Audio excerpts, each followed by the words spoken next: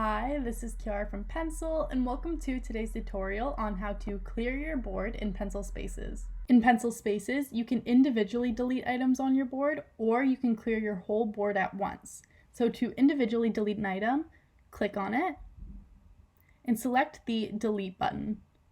It will immediately be removed from your space. To clear your entire board, highlight everything you've put on your space, and click the Delete button.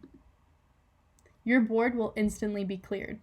You can also clear your entire board by highlighting over all your work and selecting the Delete button on your keyboard. Your work will instantly be removed from the board. With Pencil's latest feature, you can actually reset your entire space, meaning that your entire chat and all your boards will be deleted.